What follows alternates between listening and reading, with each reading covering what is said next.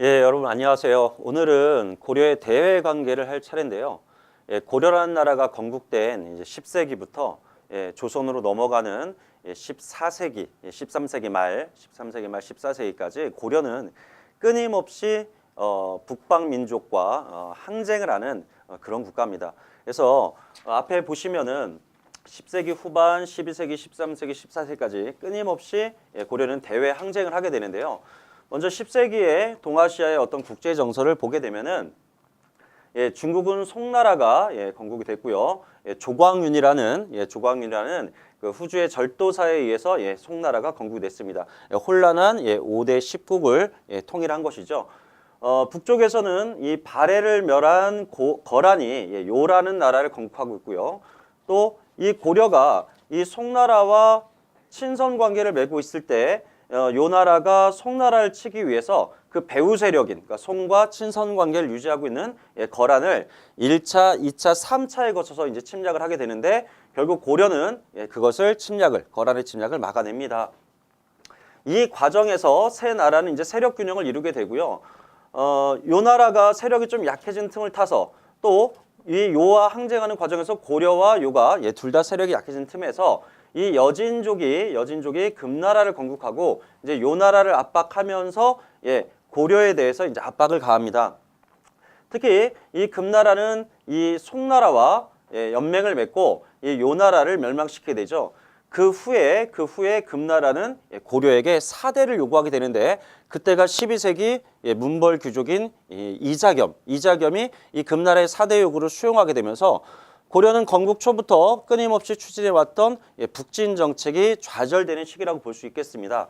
자, 그리고 13세기에 지도를 보시게 되면은 일단 금나라가 아까 말씀드린 것처럼 이 중국 화북 지방을 차지하고 있었는데 북쪽에서 원나라가 건국되면서 징기스칸의 이 몽고 제국이 건국되면서 금나라를 멸하게 됐고요.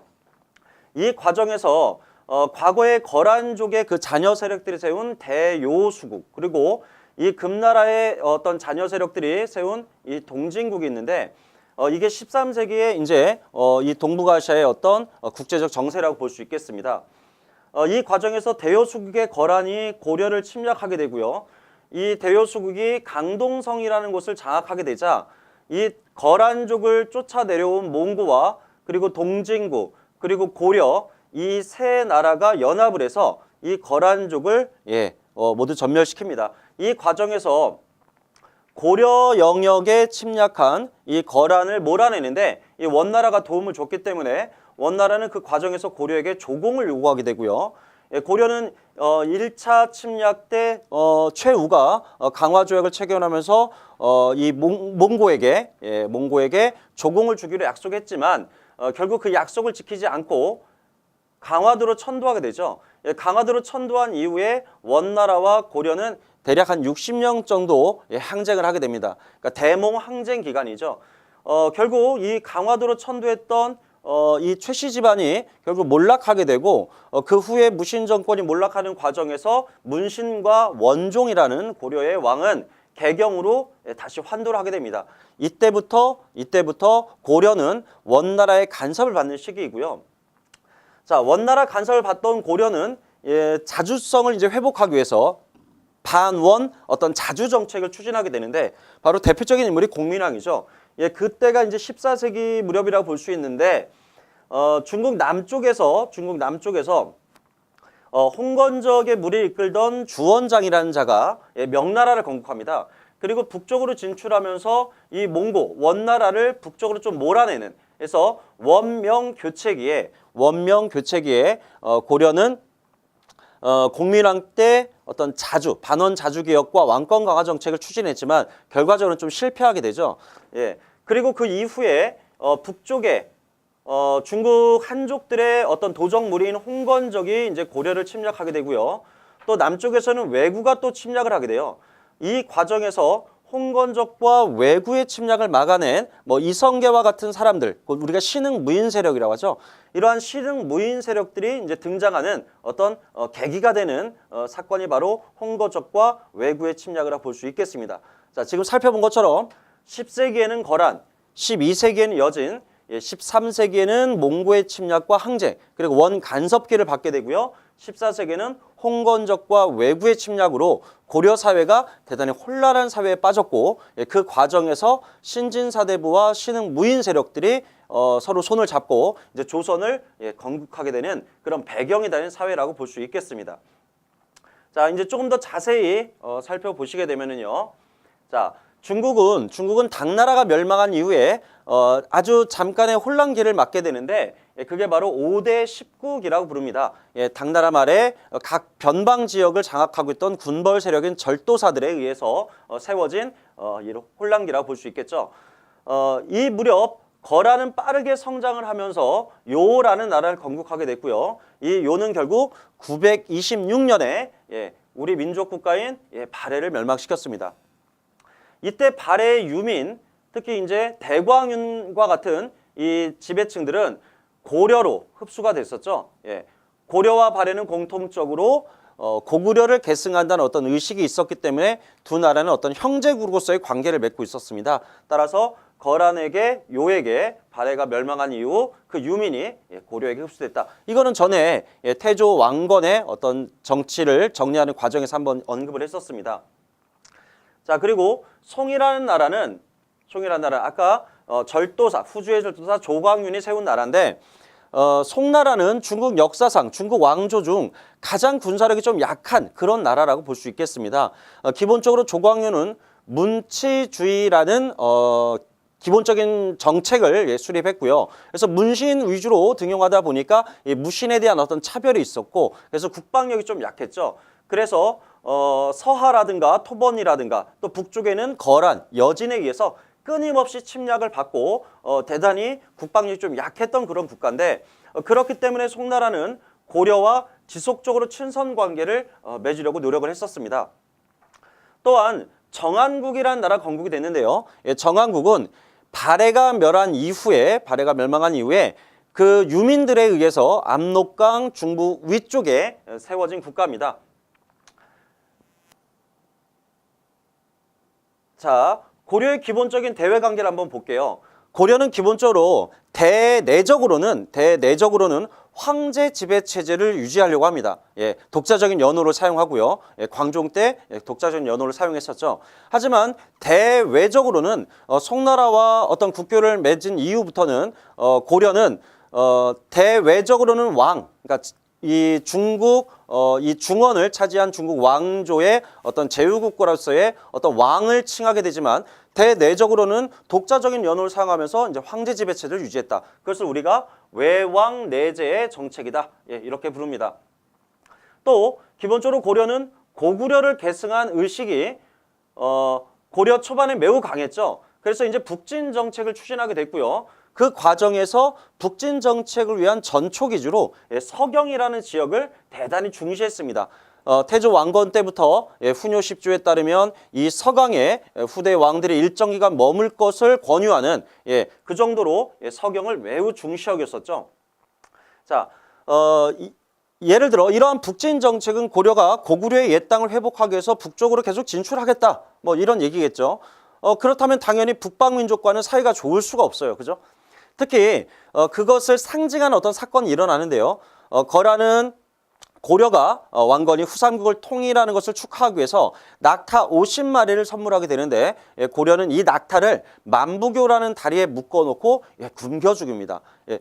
그리고 훈요 10조에 따르면 태조 왕건은 이 거란을 짐승의 국가로 이제 표현하면서 거란하고는 외교를 수립하지 않을 것을 언급하고 있습니다. 금방 말씀드린 것처럼 이 만부교 사건이 가장 상징적이라 볼 수 있고요. 그 이후에 거란이 송을 치기 이전에 이제 고려를 먼저 치려는 어떤 조짐이 보였기 때문에 고려가 그것을 감지한 고려는 이 거란을 막기 위해서 정종 때 광군이라고 하는 군대를 조직하게 됩니다. 그런데 이 광군은 청천강 유역에 배치된 군대인데, 규모상으로는 대군이죠. 약 30만의 대군인데, 성격을 얘기한다면 성격은 호족 연합적 성격을 갖고 있다라고 말할 수 있겠습니다. 고려의 정식적인 국가의 군제가 아니라 당시 대호족들이 거느리고 있던 그러한 사병들을 연합한 그러한 성격이 좀 더 강하다라고 볼 수 있겠죠. 자, 어쨌든 송과 고려는 친선 관계였는데 거란이 송을 치기 위해서 송과 친선 관계를 했던 고려와 이제 대립하는 시점이 바로 10세기에서 11세기까지의 어떤 고려의 어떤 대외 어떤 관계라고 볼 수 있겠습니다. 자, 일단 지도를 간단히 보시면은요, 아까 말씀드린 것처럼 송나라는 대단히 문약한 나라, 문치주의를 통해서 대단히 문약한 나라였고, 북쪽에 있던 거란이 이 연운 16주, 이 만리장성, 중국의 진시 왕조 때 완성된 이 만리장성 남쪽에 연운 16주를 차지하면서 송나라를 계속 압박하는 그러한 상황입니다. 토번이라든가 이런 서하라든가 이러한 나라도 송나라를 계속 압박하고 있고요. 그렇기 때문에 이러한 군사적인 열세를 극복하기 위해서 송나라는 고려와 친선 관계를 계속 유지하고자 했던 것이죠. 자, 거란의 침략 과정을 이제 전개 과정을 한번 정리해 보면은 일단 성종 때 거란은 1차 침략을 하게 되는데 이 거란이 침략을 할 조짐을 보게 되자 고려 조정에서는 두 개 세력으로 나눠집니다. 한쪽은 거란이 원하는 북방 지역의 땅을 좀 떼어주고 어떤 전쟁을 회피하고자 하는 어떤 온건파들이 있고요. 한쪽은 이 거란과 끝까지 항쟁을 해야 된다는 어떤 강경파가 있는데 고려 조정에서는 서경 이북 지역의 땅을 넘겨주고 강화를 맺자라는 식으로 이제 결론이 납니다. 근데 여기에 반발해서 서희는 소손영과談판을 시도하죠. 자, 외교적인 어떤 노력으로 이 어떤 위기를 극복하고자 하는데요. 그 과정에서 이 서희는 소손영에게 이런 약속을 합니다. 송과의 외교 관계를 끊겠다. 그리고 고려는 고구려를 건국한 나라니까 거란에 차지하고 있는 땅 중에 고구려의 옛 영역을 일부 떼어달라는 거죠. 그 조건으로 거란에게, 요에게 또 조공을 바치겠다. 하지만 지금 압록강 유역의 여진족들이 차지하고 있기 때문에 거란에게 조공을 바치기 위해서 좀 어렵다는 거죠. 어쨌든 두 가지를 이제 조건으로 하는 거죠. 송과의 외교를 끊겠다. 거란에게 조공을 바치겠다. 그 대가로 서희는 전쟁을 하지도 않고 외교적인談판만으로 영토를 확보하게 되는데요. 그 영토를 우리가 강동육주라고 합니다. 여기서의 강은 압록강을 얘기하고요. 압록강 동쪽에 6개의 주를 획득했다라고 할 수 있겠죠. 자, 이런 식으로 우리 지도가 이렇게 이어지죠. 자, 이때 이 압록강, 백두산에서부터 서해로 빠져나가는 압록강의 하류 동쪽 지역, 바로 이 지역입니다. 이 지역. 지도를 이렇게 놓고 본다면 지금의 의주를 중심으로 하는 이 지역이겠죠. 자, 이 지역, 강동육주를 획득하게 됐다. 따라서 고려는 원래 통일신라의 국경은 대동강에서 원산만까지였죠.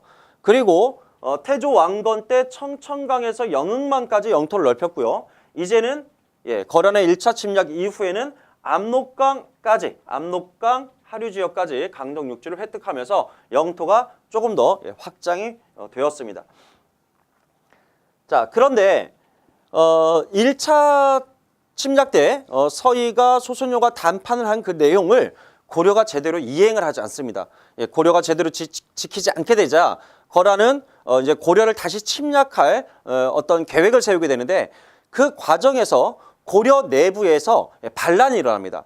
고려 내부에 이제 강조라는 자가 정변을 일으켰는데 이 강조의 정변을 거란이 자신들이 이제 해결해 주겠다.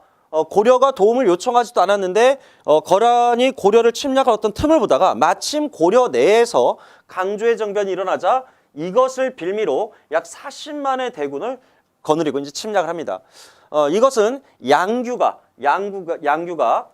이 거란군이 밀고 내려왔을 때 이 후방에서 양규라는 장수가 고려의 장수가 계속 거란을 공격하게 되자 결국 압박을 받은 거란은 결국 퇴각을 합니다. 그리고 현종 때 다시 3차 침략을 하게 되는데 자, 이때는 우리가 잘 아는 강감찬 장군이 귀주 대첩에서 대승을 거두게 되죠. 자, 이렇게 해서 거란의 3차 침략은 1차 서해의 외교적 단판 그리고 강동육주 획득이고요. 2차는 원인이 중요합니다. 원인. 강조의 정변을 구실로 삼아 쳐들어왔는데 양규가 항전을 해서 거란이 퇴각을 했다. 그리고 3차는 강감찬 장군의 어떤 귀주 대첩으로 막아냈다는 거죠.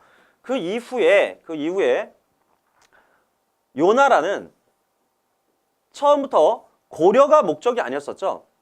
고려가 목적이 아니라 송나라가 목적이었는데 좀 쉽게 생각했던 고려를 공략하지 못하게 되자 결국 송과 거란 사이에, 그 거란과 고려 사이에는 어느 정도 이제 세력 균형을 이루게 됩니다. 이러한 세력 균형에서 거란이 송을 치지도 못하고 또 거란이 또 고려를 침략하지도 못하는 그러한 상황 속에서 이 두만강 유역에 거주하고 있던 여진족들이 좀 빠르게 성장하는 어떤 계기가 마련됐습니다. 자, 다시 한번 보시면 거란의 3차 침략 이후에 동북아시아, 그러니까 송나라, 거란의 요, 그리고 고려는 어느 정도의 세력을 균형을 유지하게 됐고요. 또 이 이후에 고려는 이 북방민족들의 또 다른 침략을 예상하고 국방력 강화 차원에서 간목 양마법이라는 걸 시행하게 되는데요. 북방 유목민족들하고 싸우기 위해서 가장 중요한 거는 바로 기병입니다. 기병. 말을 타고 싸워야 되는데 그 군마, 전쟁에서 사용할 이 군마를 이제 키우기 위해서, 군마를 양육하기 위해서 일반 백성들에게 이 군마를 양성하게 되면은 키우게 되면은 국가가 일정량의 뭐 사료비라든가 이런 경제적 지원을 해주는 그런 제도가 간목 양마법이라고 할 수 있겠습니다. 자, 또한 거란의 3차 침략 이후에는 나성과 천리장성을 축조하게 되는데요.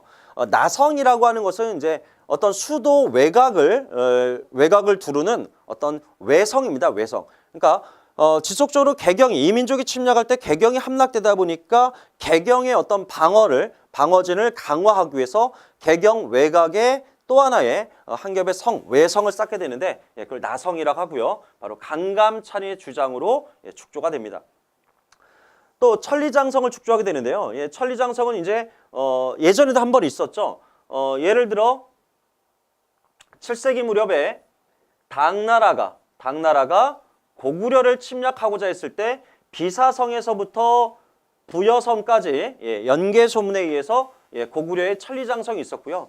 지금 말하는 천리장성은 압록강 입구에서 도련포까지입니다. 아까 서희가 강동 육주를 획득함으로써 압록강 유역까지 고려의 영역에 올라갔었죠. 자, 압록강 입구에서 도련포까지 이렇게 국경을 좀 더 확장하게 되었습니다. 이거 좀 기억해 두시 바래요. 뭐 얘기가 나왔으니까 마지막으로 좀 정리 한번 하겠습니다. 아까 말씀드린 것은 통일신라 때는 대동강에서 원산만이고요. 고려 태조 왕건 때 건국 초기에는 청천강에서 영흥만까지, 그리고 서해의 강동 육주로 이제 압록강 입구까지 올라간 거죠.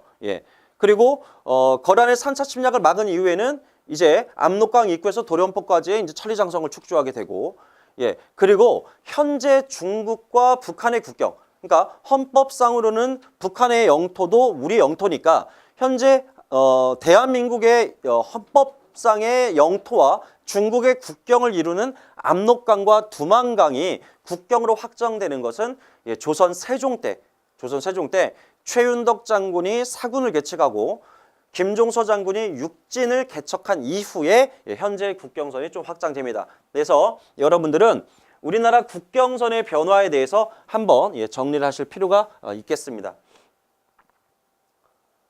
자, 그리고 이러한 거란의 침략 과정에서 우리 문화재가 좀 많이 소실이 되고 좀 많이 피해를 보게 되는데요. 물론 가장 큰 피해는 인명 손실일 거예요. 그죠? 인적 자원의 소실, 인적 자원의 어떤 손실. 그리고 전쟁이 있게 되면 당연히 어떤 토지가 황폐화되게 되고 또 여러 가지 문화재가 이제 불에 타서 소실되게 되는데 그 대표적인 것들 한번 보겠습니다. 거란 침략 때 궁궐 안에 보관하고 있던 이제 역사책들. 조선만 왕조실록이 있는 게 아니라 고려 왕조실록도 존재했습니다. 그런데 거란 침략 과정에서 그 왕조의 역사를 기록한 실록이 불에 타버리자 현종 때는 태조부터 목종까지 7대 왕에 대해서 그 업적, 치적을 정리하게 되는데 그걸 7대 실록이라고 합니다. 또 이민족이 침략을 했을 때, 외적이 침략했을 때 이 고려는 불교 국가이기 때문에 부처의 힘으로 외적을 막고자 하는 이제 노력의 일환으로 대장경을 조판하게 됩니다. 따라서 이것은 일종의 호국 불교의 대표적인 사례라고 볼 수 있겠는데요. 바로 초조대장경을 조판하게 되죠. 물론 이 초조대장경은 훗날 몽고 침략 때 또 소실이 돼요. 그래서 몽고 침략 때 2차 침략 때 이제 불에 타버리면서 3차 침략 때 다시 최후 정권에서 제조대장경을 이제 조판하게 되죠.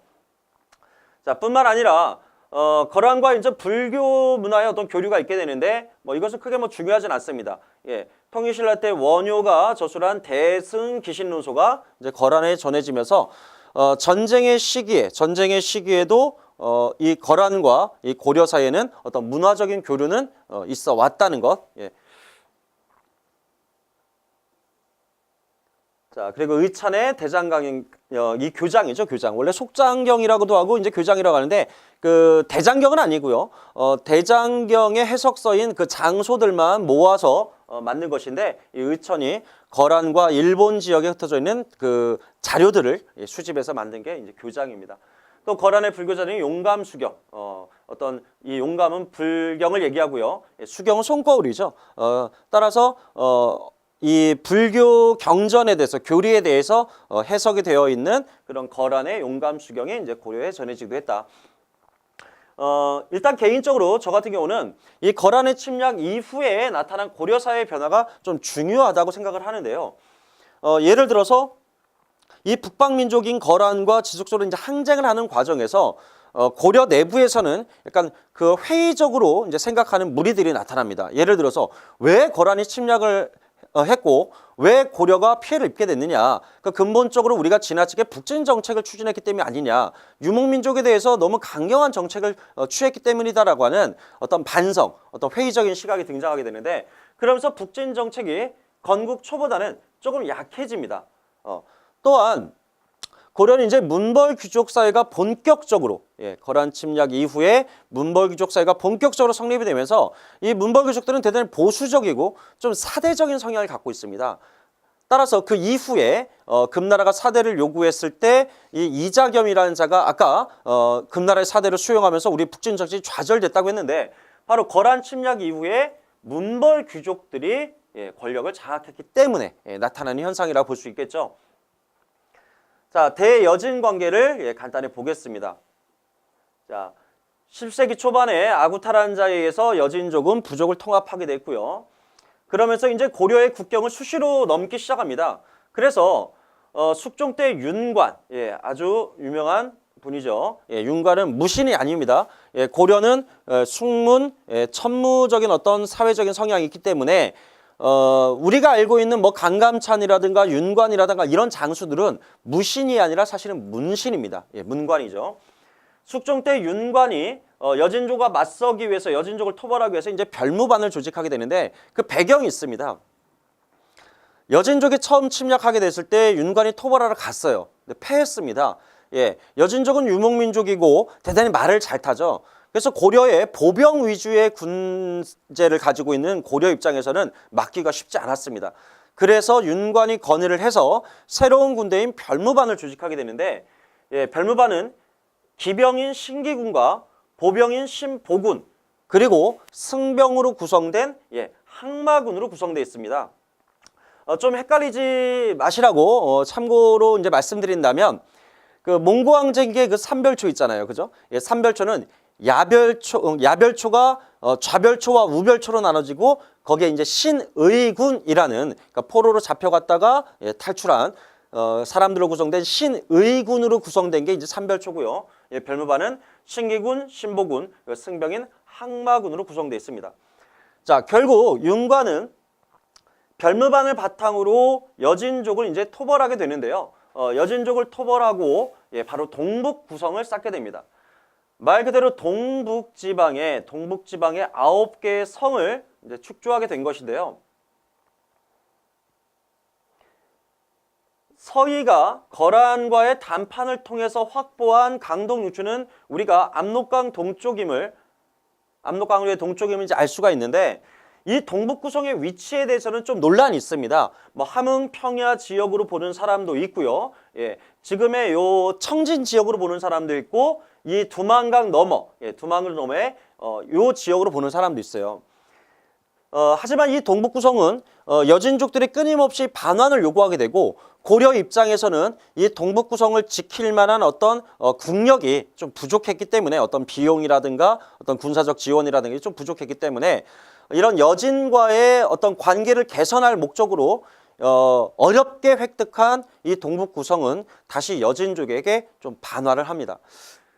또 하나 참고사항으로 말씀드릴 것은 조선 후기에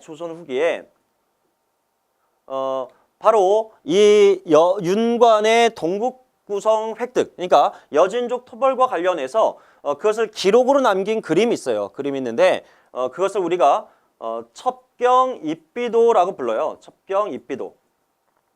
이 첩경입비도에 따르면 이 동북 구성이 이제 설치가 된 축조가 된 지역을 이제 어느 정도 위치를 이제 가늠해 볼 수 있는데 그걸 이제 선출령에 비석을 하나 세운 거죠. 예, 고려지경이라는 문구가 새겨진 비석이라고 합니다. 예, 여기부터 고려의 땅이다, 고려의 국경이다라고 하는 것을 알리는 하나의 경계석을 세웠는데 그 역사적 사건을 그림으로 그린 그림이 첩경입비도이고 이 그림이 그려진 시기는 조선 후기입니다. 선출령 이남을 고려의 국경으로 확정하는 그런 비석이라고 볼 수 있겠습니다. 자, 그리고 여진족은 그 이후에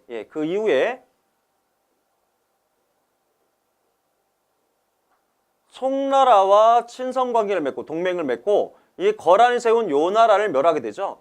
그리고 금나라는 더 나아가 중국 한족인 이 송나라를 쳐서 송나라의 양쯔강 이남으로 몰아내요. 그래서 남송으로 이제 변하게 되죠. 그래서 화북 지방과 만주 일대를 아우르는 대제국을 금나라가 건국하게 되죠. 이 무렵 금나라는 보다 더 고려보다 훨씬 더 강력한 어떤 국가가 되었기 때문에 이 금나라는 고려에게 큰 나라를 섬겨라, 바로 사대를 요구하게 돼요. 사대를 요구하게 되는데 그래서 고려 내에서는 논란이 있긴 했지만 결국 문벌 귀족의 대표였던 이자겸이 금나라의 사대 요구를 수용하게 되죠. 이것이 바로 북진 정책의 좌절이 되는 사건입니다. 자, 보시면 금나라는 사대를 요구하게 됐고 결국 인종 때 이자겸을 대표로 하는 문벌 귀족들이 이 관계를 수립했다. 따라서 고려 초부터 지속적으로 전개되었던 북진 정책이 좌절되는 사건이라고 볼 수가 있겠고요. 결국 이것 때문에 금나라에 대한 사대를 수용할 것이냐 말 것이냐 좀 굴욕적이다. 금나라를 치자라고 하는 지배층 내부의 어떤 갈등과 대립이 있게 되는데요. 뭐 예를 들면 김부식을 비롯한 이 개경의 문벌 귀족 세력과 정지상과 묘청을 대표로 하는 서경 지역의 신진 관료들 사이에 이 금나라에 대한 외교를 둘러싸고 갈등이 일어났죠. 그게 바로 묘청의 서경천도 운동, 그리고 묘청이 반란을 일으키게 되는 어떤 계기가 되는 어떤 배경이라고 볼 수 있겠습니다.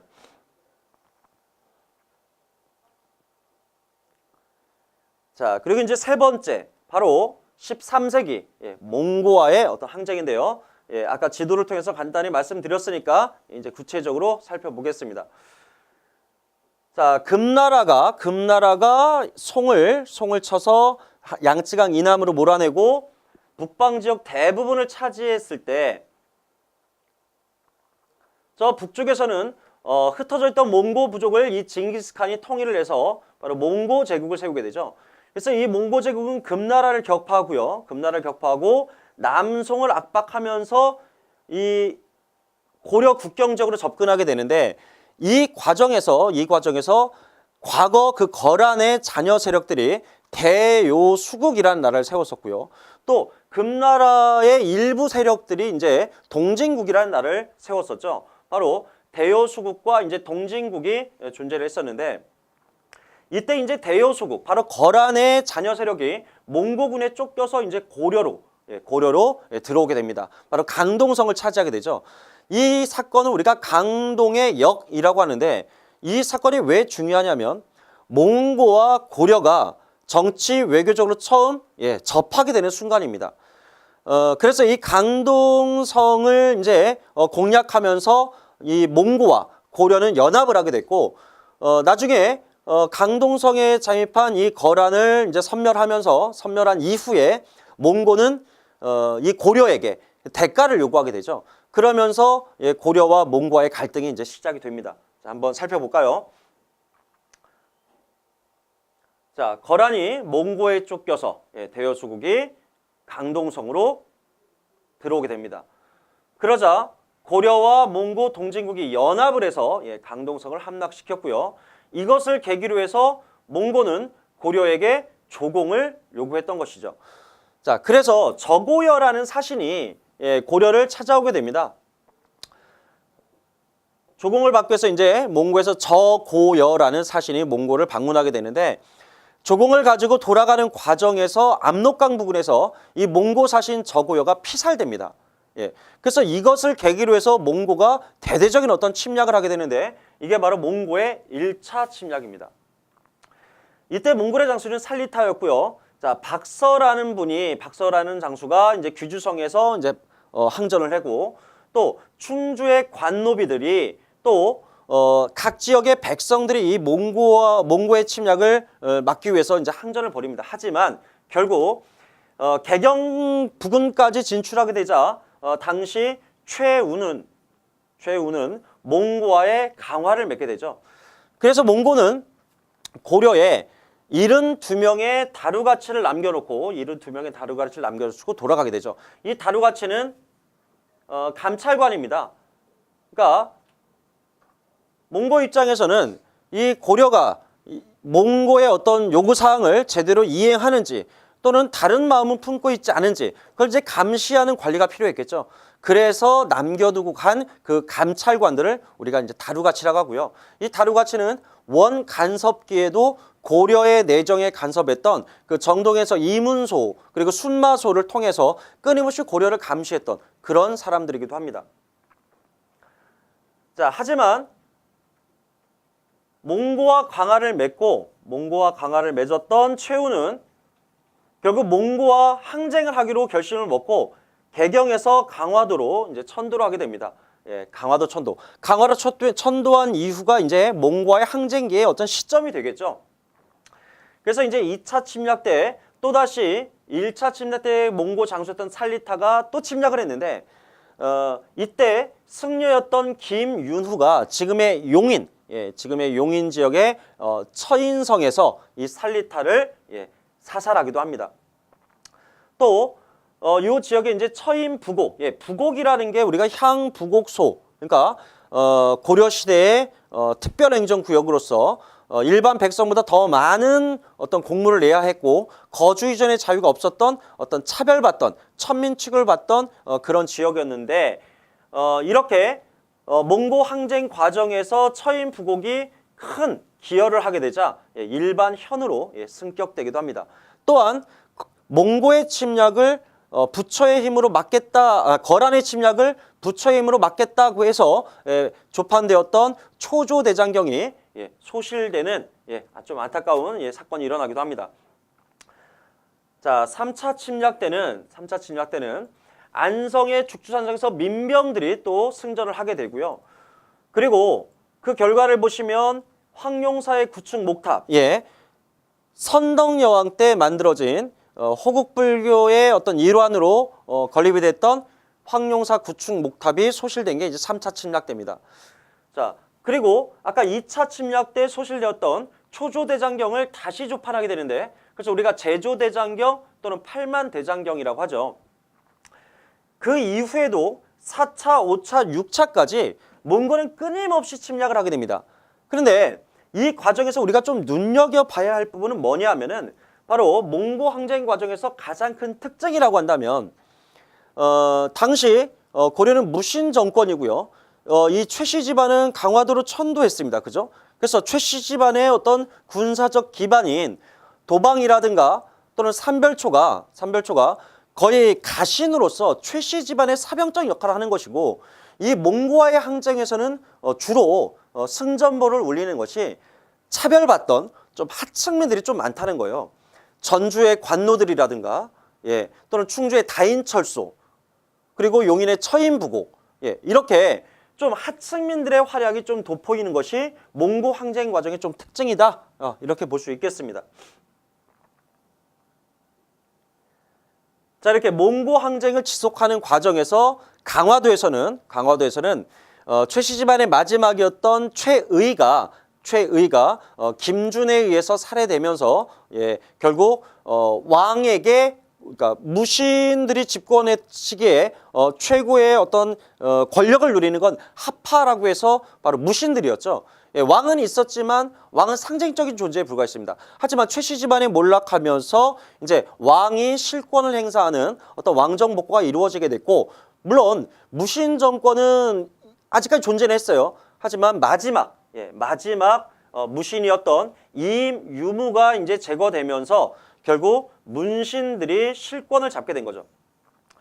그리고 이 문신과 당시 왕이었던 원종은 결국 강화도에서 다시 개경으로 돌아갈 것을 결의합니다. 바로 개경환도라고 하죠.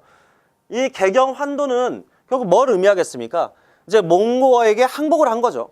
예. 고려라는 나라가 망한 건 아니지만 개경으로 돌아온다는 건 몽고에게 항복을 하고 왕조를 유지하는 조건으로 이제 원나라가 요구하는 것에 부합하는 어떤 정치, 그러니까 원의 간섭을 받는, 예, 그런 시기가, 예, 시작됐다고 볼 수 있겠습니다. 자, 몽고의 내정 간섭이 시작된 것이죠.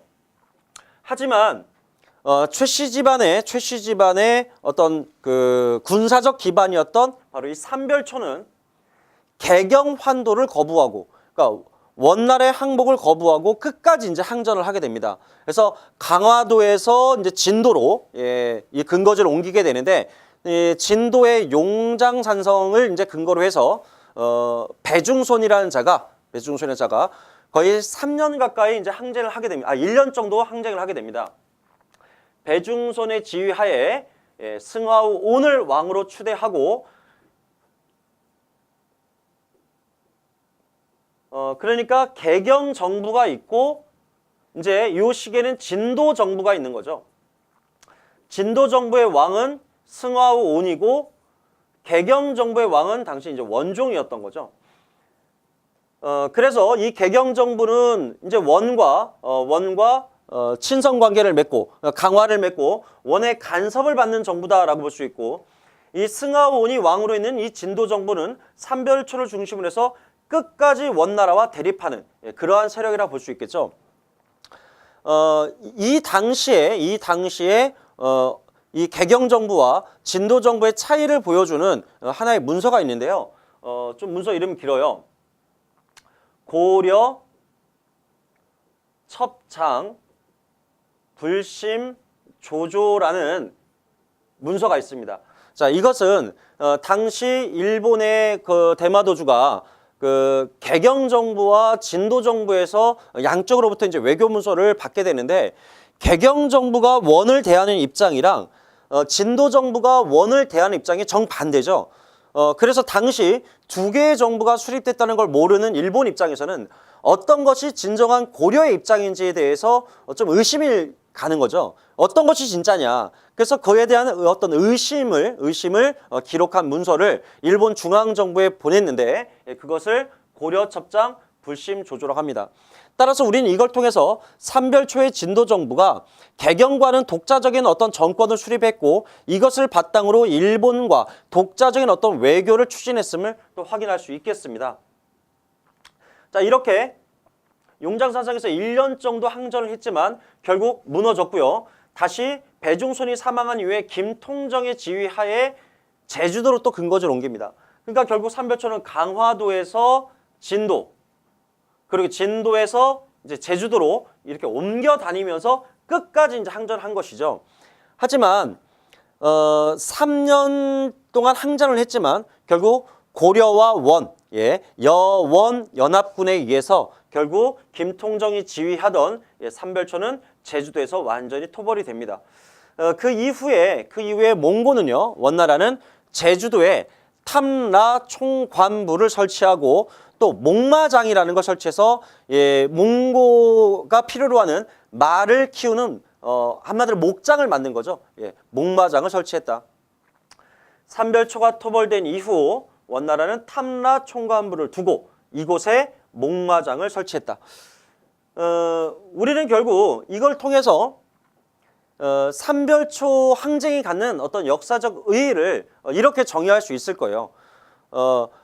비록 고려 정부는 원나라의 요구 조건을 받아들이고 강화를 맺으면서 내정 간섭을 받게 되었지만 그 자주성이 훼손됐지만 삼별초의 항쟁은 끝까지 이 민족과 맞서 싸움으로써 우리 민족의 어떤 자주적인 정신과 민족의식을 좀 고양하는, 고취시키는 그러한 사건이었다라고 볼 수 있겠죠.